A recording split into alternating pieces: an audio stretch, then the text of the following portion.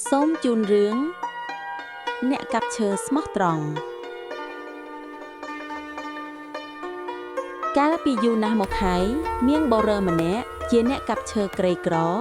ដែលរស់នៅជិតទន្លេមួយនៅក្នុងព្រៃរាល់ថ្ងៃគាត់កាប់ឈើដើម្បីយកទៅលក់និងរកប្រាក់ចិញ្ចឹមគ្រួសារ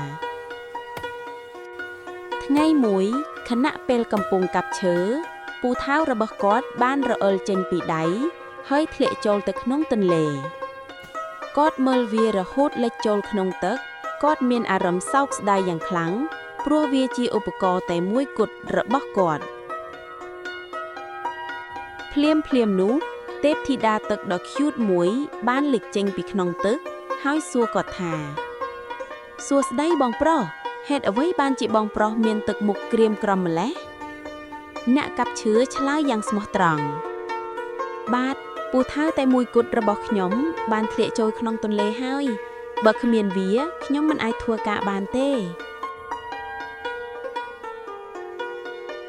ពេលនោះទេពធីតាទឹកក៏បានមុជទៅក្នុងទឹកហើយត្រឡប់មកវិញជាមួយនឹងពូថៅមាសភ្លឺចែងចាំងមួយនាងសួរតើនេះជារបស់បងមែនទេញាក់កាប់ឈើឆ្លើយទេវាមិនមែនជារបស់ហ៊ីមទេបន្ទាប់មកនាងយកពូថៅប្រាក់មួយមកសួរម្ដងទៀតតើនេះជារបស់បងមែនទេទេគាត់ឆ្លើយយ៉ាងស្មោះត្រង់ចុងក្រោយនាងយកពូថៅចាស់របស់គាត់មកបាទនេះហើយជារបស់ខ្ញុំបុរសនោះនិយាយដោយក្តីរំភើបរីករាយទេពធីតាទឹកញញឹមហើយនិយាយថាព្រោះបងប្រុសជាមនុស្សស្មោះត្រង់បងសមនឹងទទួលបានរង្វាន់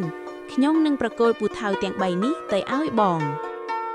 បុរសកាប់ឈើបានអរគុណទេពធីតាទឹកហើយដើរត្រឡប់ទៅផ្ទះវិញដោយរីករាយ